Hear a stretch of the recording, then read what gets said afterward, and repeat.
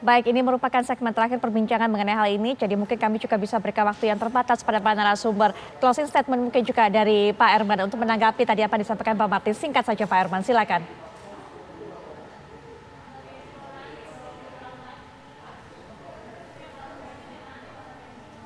Pak Herman, mohon maaf kami tidak bisa mendengar suaranya.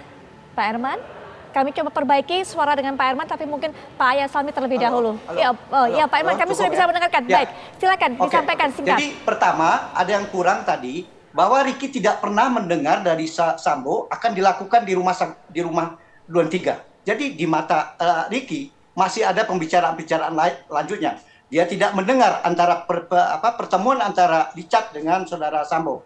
Kemudian apa yang disampaikan oleh Martin, upaya-upaya yang disampaikan tadi seolah aktif. Kalau menurut saya tidak ada perbuatan aktif dalam rangka melakukan kegiatan aktif untuk membantu untuk melenyapkan saudara.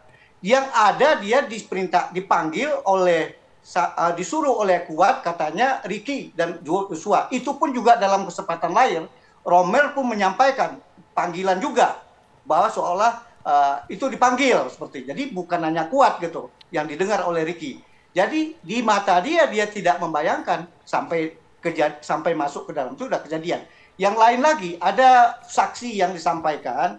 So Eliezer sempat menyatakan dalam satu persidangan menyatakan bahwa di dalam perjalanan seolah dia pernah mendengar saudara Ricky Rizal punya niat untuk menabrakkan mobil. Padahal mereka berdua saja antara Joshua. Mana mungkin dengan pribadi Rizal yang seperti itu. Itu suatu hal dan tidak ada dukungan yang lain. Oleh karena itu menurut saya tidak bisa fakta-fakta, asumsi-asumsi itu dalam pidana itu harus jelas. Bukti yang kuat itu harus jelas. Nggak bisa samar-samar. Nggak bisa asumsi. Oke. Baik, Pak Herman. Pak Ahyar mungkin juga singkat mengenai hal ini. Kenapa ada penyertaan ini, ajaran pernyataan dalam hukum pidana, adalah agar orang yang tidak melakukan secara fisik, ya, itu juga sebenarnya bisa dimintai pertanggungjawaban, karena dia juga berperan. Peranannya inilah yang akan dilihat nanti ada nggak yang terwujudnya. Karena ada dua syarat terjadinya penyertaan. Satu, ada niat atau maksud tujuan yang sama, kemudian bersama-sama melaksanakan niat. Ada pembagian tugas. Apakah di dalam itu ada atau tidak? Nah, tadi Bung Martin sudah menjelaskan di situ. Saya mungkin tidak akan mengulangi lah di situ. Yeah. Tetapi pada umumnya Putri, jaksa tidak akan gegabah menuntut seseorang yang melibatkan seseorang dalam suatu tindak pidana dibawa ke pengadilan untuk dia nggak yakin orang ini terlibat turut serta dalam tindak pidana 55 ayat 1 ke 1 ini tadi. Itu jarang itu. Dan pada umumnya sepengetahuan saya agak sedikit sekali pengecualian yang didakwa itu nggak dituntut. Kalau ini tuntutannya, ini bukan yang remeh-temeh nih, bukan yang kaleng-kaleng ini kasus kan, kasus yang luar biasa. Ini pasti akan melibatkan orang-orang penting di kejaksaan.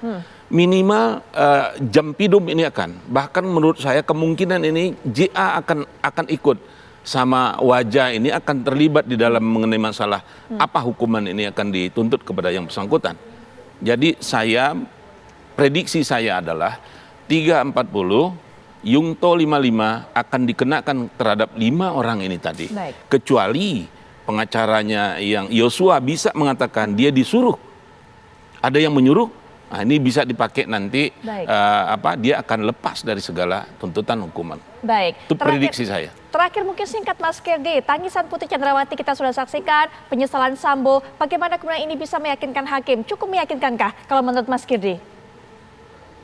Kalau buat saya, kalau kita memperhatikan tentang indikator-indikator dalam komunikasi, verbal dan non-verbal, buat saya masih banyak lubangnya sih ini. Baik yang disampaikan oleh FS maupun yang dilakukan juga oleh istrinya.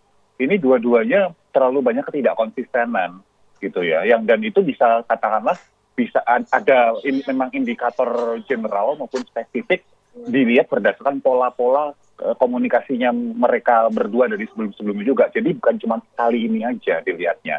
Jadi buat saya, kalau kita bicara mungkin rekan-rekan juga yang mengerti tentang poin-poin komunikasi verbal non-verbal itu tidak teryakinkan. Ya hakim berhak punya ininya sendiri kan, pemahaman sendiri dan penilaian sendiri atas hal tersebut. Tapi buat saya tidak meyakinkan. Baik, Mas Kedi Putra, terima kasih sudah memberikan pandangan mengenai hal ini. Pak Arman, terima kasih sudah bergabung dan juga memberikan informasi kepada kami tentang apa ataupun juga pendapatnya, harapannya mengenai esok. Bang Martin juga terima kasih. Bang Martin sudah memberikan pandangannya. Pak Ayal Fahmi juga terima kasih sudah hadir memberikan analisanya. Mohon maaf karena waktunya habis. Mohon maaf sekali Bang Martin, mohon maaf sekali. Harapannya besok ditunda, Martin. Abang setuju tuh. Oke, Itu baik. abang perkirakan juga. Baik, kami akan segera kembali setelah jeda berikut ini.